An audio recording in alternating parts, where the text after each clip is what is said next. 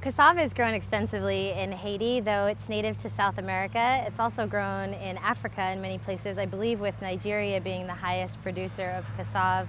Cassava is low in protein but high in carbohydrates. It's also high in calcium, vitamin C, and B vitamins. The one problem we see here in Haiti is that because it's low in protein, people use it for a large bulk of their diet.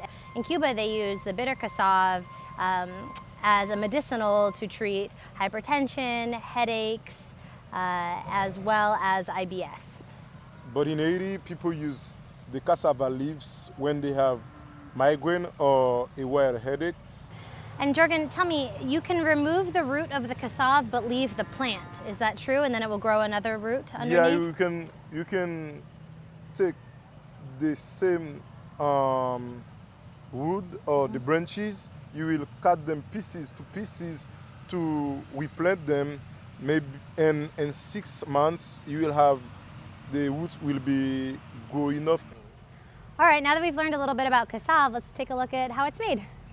So the first step in making the cassava after they've pulled it from the ground is to put it in a pile over here where women will sit with peelers that they've made out of the bottom of a pop can, and they'll peel the cassava. It's very hard work. They're sitting and sometimes in the sun for 10 hours a day peeling the cassava. So after the cassava is ground up in the machine, and they use a generator for it because we don't have power out here, the next step is to put the cassava in bags.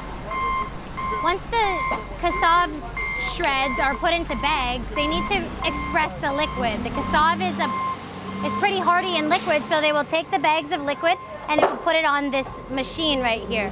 Then they will put pieces of wood in between the bags, and they will use a crank to squeeze out all of the liquid. How long do you think it takes to get rid of all the liquid, Jorgen? 3 to 4 hours. So they'll just put it tight, tight, tight and leave it.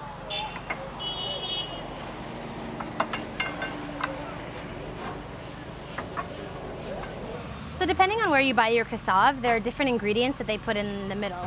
Generally, coconut is put in the middle of the cassava with a little bit of cinnamon, some sugar, and some ginger as well. As you can see, there's some ginger root here, and they're grating the coconut as well. And then they will mix the coconut with a little bit of cassava flour. To make a fine powder, they use a screen, and they put the cassava in these large bins. So after they put the cassava flour down, somebody else comes around with a sugar, a coconut, ginger, and cinnamon mixture that they put on the top of it. After it sets for a few minutes on the fire, someone will come around with a tool and they'll flip the edge so that the ingredients don't come off. They say it takes about 30 minutes for each side. Turn it over, put some more of the cassava flour on it, and then they'll cook it for another 30 minutes. After that, they take a knife and they section it off. So now that you've seen how cassava is made, you probably want to know where to find it. So this cassava stand is the first of 3 or 4 cassava stands. It's in a city called Mapu.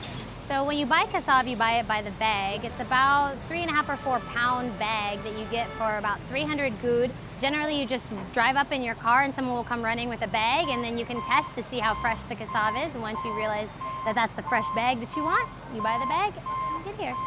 The best part about cassava is getting to eat it. I like to eat mine plain or with tuna fish on it. I like mine with almond butter. Almond butter, good.